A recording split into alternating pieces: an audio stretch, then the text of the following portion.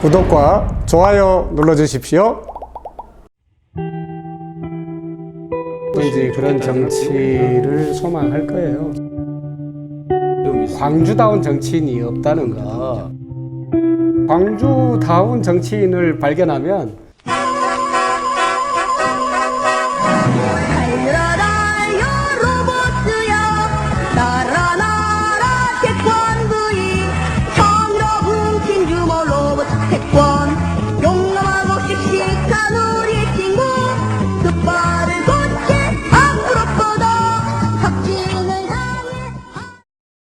안녕하십니까. 액션TV 조성철입니다.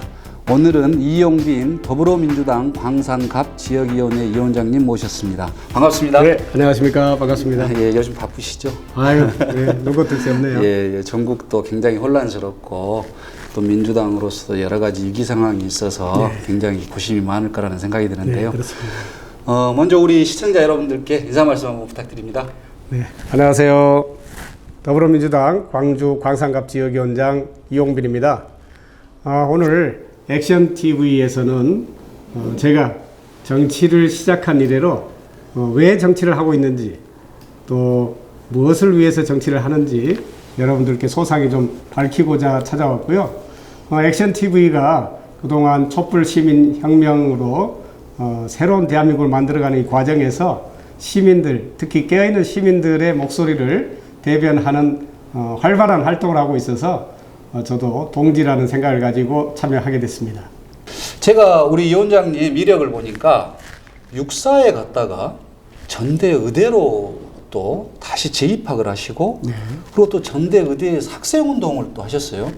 굉장히 특이한 이력인데 뭐 학창 시절 이야기 좀 해주십시오. 예.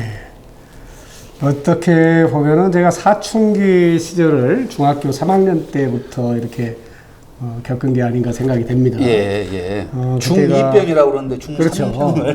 격동기를 보내면서 어떤 사회의식이 좀 성장했다고 할까 그런 셈인데요. 그때가 79년, 80년 정도 그렇죠. 되겠네요. 와, 정말 격동기. 79년, 78년에는 이제 2차 석유파동이 있으면서 저희 가정이 많이 흔들렸고요. 그렇죠, 그렇죠. 예. 79년. IMF 생각해보면. 그렇죠. IMF 때하고 거의 비슷할 겁니다. 아버지가 실직하셨으니까. 79년에는 11.6을 경험했고요. 또 80년에는 신군부 쿠데타가 그렇죠. 있었지 않습니까? 광주민주화운동. 광주민주화운동을 고등학교 1학년 때 이렇게 겪었으니까 어찌 보면 사춘기 때 많은 생각을 그렇죠. 사회의식이 넓어질 수밖에 없는 그런. 근데 사관학교를 갔는데 그때 아시겠지만 우리가 5.18을 경험했고 그렇죠. 전두환 그렇죠. 전두환 신군부가 이제 권력을 완전히 장악하고 그렇죠. 전두환, 노태우 뭐 이런 사람들이 군부를 완전히 장악하고 있었기 그렇죠. 때문에 그렇죠. 제가 이제 곧 육사 1학년 생도였지만 이제 뭔가 좀 암울함 이런 것들 많이 느꼈었어요. 군인에 대한 어떤 본인 의식과 현실의 괴리가 지금 그렇죠. 존경과 동경 이런 게 좀씩 사라져가고 그렇죠. 사실 제가 훈련을 많이 받던 와중에 장 탈장이 생겼어요. 뭐 달리기를 많이 하면 탈장이 잘 생깁니다. 그렇죠. 그래서 수술을 받게 됐는데 그 기간 동안에 한 달 정도 병원에 입원을 하게 돼요. 그때 이제 제 삼촌이 저한테 읽어보라고 소설을 하나 갖다 줬는데 그게 소설 초한지라는 책을 갖다 주셨는데 초한지의 두 주인공 항우는 군인이잖아요. 유방은 선비예요. 근데 결국은 천하를 통일하고 민생을 살핀 사람은 유방이란 말이에요. 그렇죠. 그리고 군인이 그걸 할 수 있으리라고 믿었던 것은 이제 내가 생각이 잘못됐구나. 그런 깨달음을 좀 얻었어요. 이 책에서. 그래서 내가 육사를 계속 다니는 게 의미가 없겠다. 그래서 이제 2학기 말쯤에 과감하게 다 털어버리고 제 발로 걸어 나왔죠. 제가 보니까 굉장히 생각이 많았던 학생이고 굉장히 또 전대 의대를 갔다는 굉장히 수재고 머리가 좋다는 생각이 그건 아닙니다.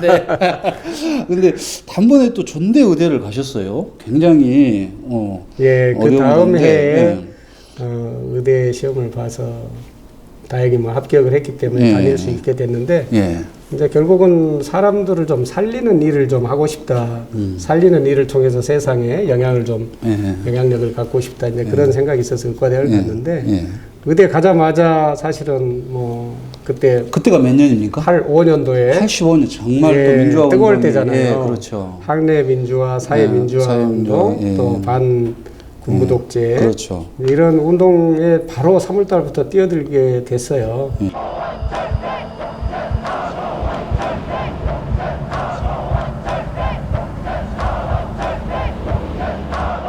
이제 의사가 되시고 이제 봉사 활동을 굉장히 많이 하셨어요. 그리고 또 이제 최근에는 어찌됐든 간에 앞전에 이제 촛불 혁명이라고 하죠. 그 과정을 거치고 문재인 대통령이 새로운 이제 어떤 이 정권 창출에 기여를 하셨는데 이런 일련의 과정에서 의사로서 또는 정치인으로서 변화의 과정 또 왜 내가 정치를 해야겠다고 생각을 했는지 한 말씀 부탁드릴게요. 예. 우리 사회자께서도 이제 87년 6월 항쟁을 함께 그렇죠. 했었는데 우리가 이제 6월 항쟁 이제 직선제 개헌 쟁취 투쟁에는 성공을 했는데 정권을 만드는 데는 또 실패했지 않습니까? 결국은 직선제 쟁취 후에 군부 독재에게 그대로 정권을 넘겨주는. 그랬죠. 어찌 보면 저희들 당시 투쟁하는 입장에서는 실패한 그렇죠. 그런 입장이어서 상당히 좌절감도 컸었고요. 더구나 이제 88년, 89년은 세계사로 봐도 격동기였어요. 동서독이 통일되고 또 구소련이 결국은 붕괴되는 그런 과정으로 쭉 치닫게 되는데 그 과정에서 사회 변혁이라고 하는 관점에서 저도 많은 생각들을 하게 되죠. 특히 87년 항쟁을 마치고 나서 이제 어떤 진로를 선택할 것인가 그런 고민들을 좀 많이 했었고 저는 이제 선택을 마을로 들어가야 되겠다. 마을로 들어가는데 어떤 지역 운동 뭐 그런 것들이 있었습니다. 어떤 형태로 들어갈 것이냐. 결국은 제가 돌보고 살피는 대중을 가지는 의사가 되는 게 제일 좋겠다. 그래서 결국은 의과대학을 이제 그 학생운동 때문에 좀 지연됐던 공부를 다시 시작을 하게 되고요. 이 원장님, 우리 국가균형발전위원회가 사실 많은 역할을 해야 되는데요. 그렇죠. 지금 어떻습니까? 균발에 대한 어떤 이 문재인 대통령 직속의 국가균형발전위원회의 역할이라는 게 결국은 행정부 각 부처에서 정책들을 입안하고 하면은 이 균발위에서 그 입안된 정책들이 국가 전체적 관점에서 균형 있게 수립되고 있는지 또 부족한 지역은 어떤 것들이 문제가 있는지를 세심하게 살피고 우리 대통령께서 결정할 수 있도록 돕는 거거든요. 제가 자문위원으로서 특히 우리 호남 지역 그리고 광주 지역의 현재 부족한 부분들을 잘 체크해야죠. 특히 이미 기존에 수립된 정책들 중에 미흡하게 추진되고 있는 것들 혁신도시 관련된 에너지밸리 사업 또 문화도시 사업이라든지 다양한 이 사업들이 미진하게 불균형하게 추진되고 있는 것들을 반드시 바로잡을 생각이고요. 현재 제가 이 국가균형발전위원회 활동을 잘 할 수 있도록 지역의 많은 석학들 그리고 오피니언 리더들과 자문위원단을 구성하고 있습니다. 그래서 그분들과 함께 정책을 꼼꼼하게 챙겨서 균발위에 건의할 생각입니다. 우리 이제 이 원장님 그 비정규직 센터 이사장을 맡고 계셔요.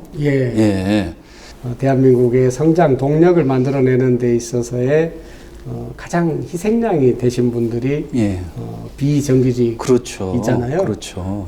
1000만 비정규직 시대라고 해요. 이 1000만 비정규직 시대의 문제는 단순하게 이 희생을 강요당한다는 거예요. 정규직 노동자들의 임금을 보장하기 위해서 비정규직 똑같이 일을 하고 임금만 차별받는 삶이 어찌 보면 좀 착취되는 구조를 자본이 만들어 놓고 있는 게 아니에요. 저는 뭐 이게 반드시 해결돼야 된다라고 생각하는데 단순하게 비정규직 노동자를 정규직화하는 문제만으로는 안 된다. 어려울 거다. 이런 생각이 들고요.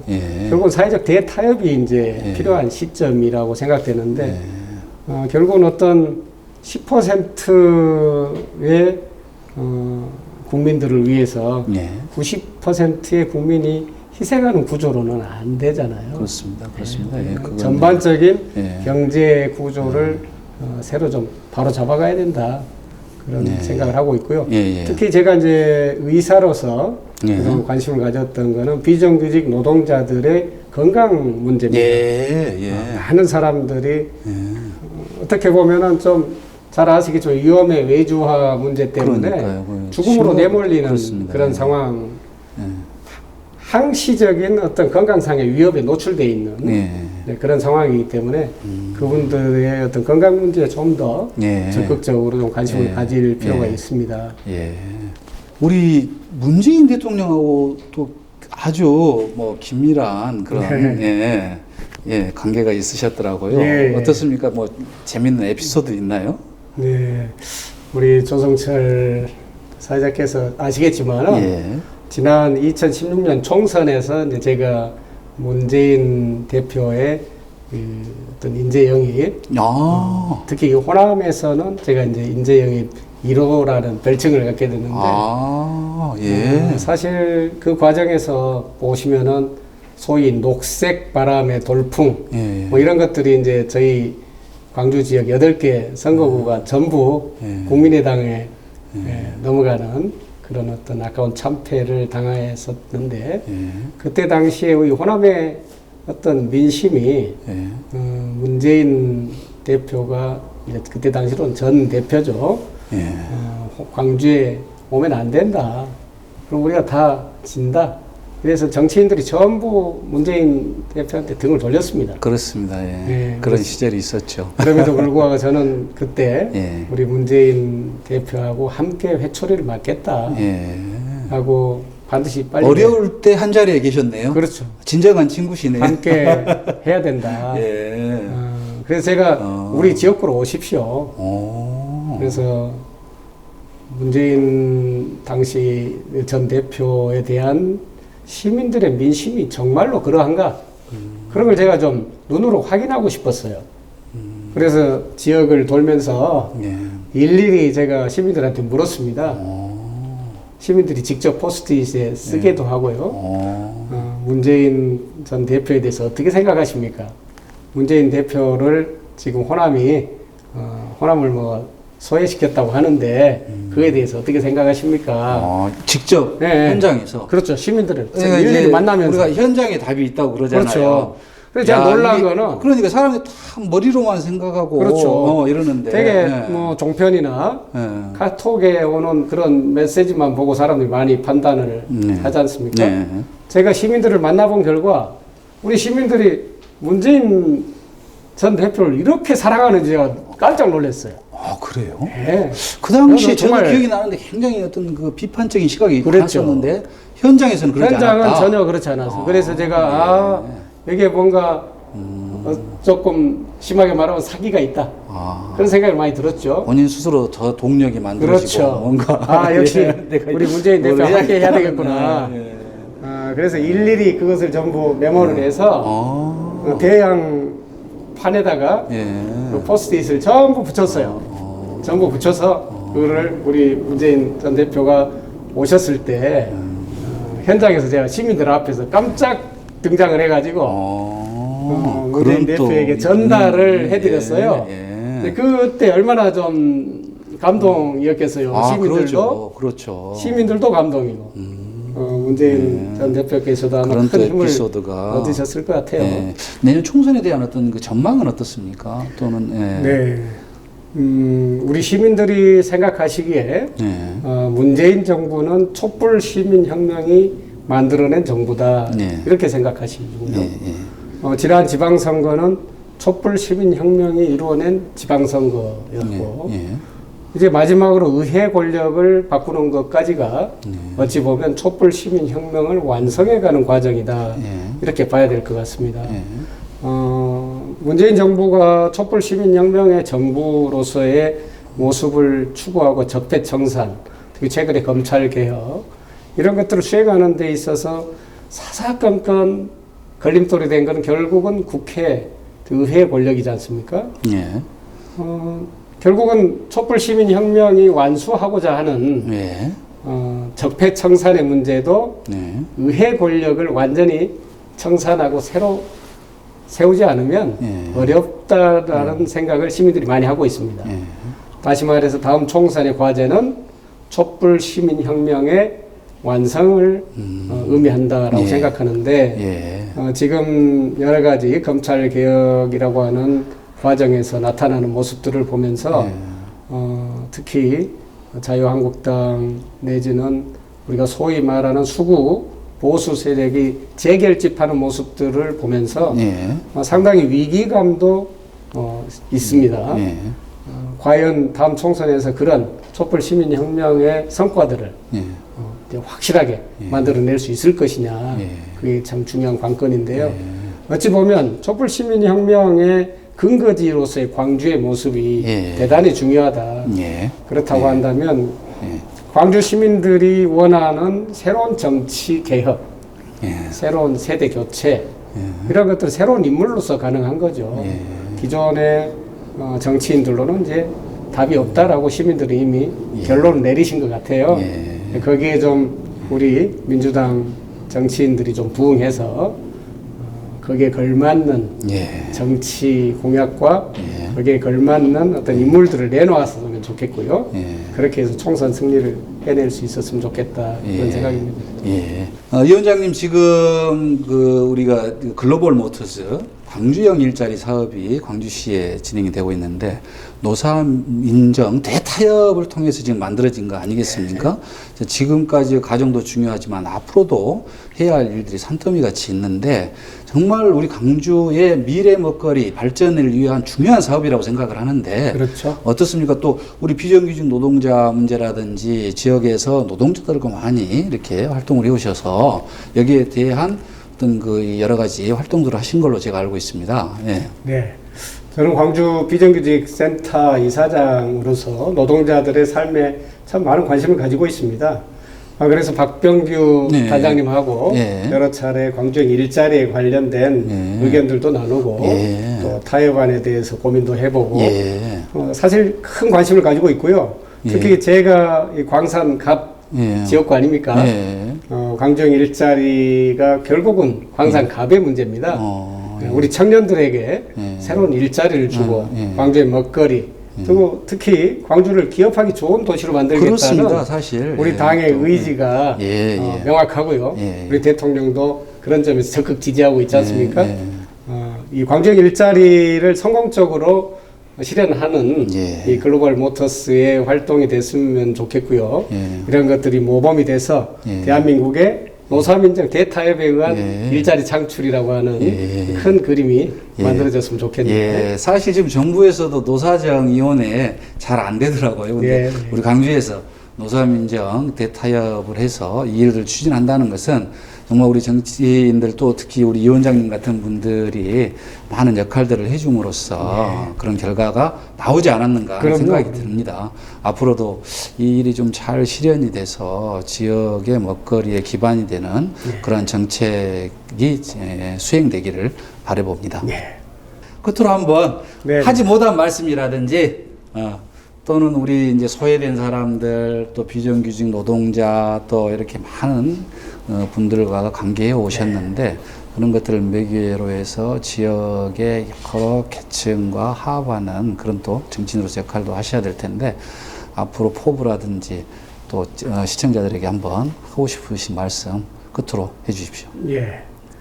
우리 시민들이 가장 갈망하는 것은 나를 대변하는 정치인이 필요하다는 거죠. 근데 이 정치인을 필요로 하는 사람들은 사실은 사회적 약자들입니다. 힘 있는 사람들은 정치인들이 자기를 대변해 주기를 그렇게 원하지는 않을 거예요. 네. 그렇다고 한다면 우리 정치가 현재 보여주고 있는 모습들은 여러 가지로 정치를 혐오하게 하고 정치를 짜증나게 하고 그렇죠. 네. 우리 시민들이 바라는 것은 정치에 아주 반가운 그런 변화를 바라고 있습니다. 내 이웃이었던 사람이 나를 대변해주는 정치인이 된다면 어떨까? 그런 생각을 해왔습니다. 제가 지난 2016년에 풀뿌리 호남 인재 영입 1호다라고 하는 그런 별칭으로 민주당에 영입이 됐는데요. 풀뿌리라는 것은 결국은 평범한 우리 서민들의 삶을 대변하는 그런 단어거든요. 풀뿌리 정치인. 제가 하고 싶은 것은 바로 정말 아픈 자리에서 또 가장 소외된 자리에서 정치를 필요로 하시는 분들 곁에 제대로 한번 서보겠다는 것이고요. 그런 제 마음을 우리 시민들이 잘 아시고 저를 보면 늘 반가운 느낌이 드는 그런 정치인이 되고 싶습니다. 네, 고맙습니다. 네, 고맙습니다. 앞으로 멋진 정치인 되시길 기대하고요. 시청자 여러분, 구독, 신청, 좋아요 꼭 부탁드립니다. 네, 감사합니다.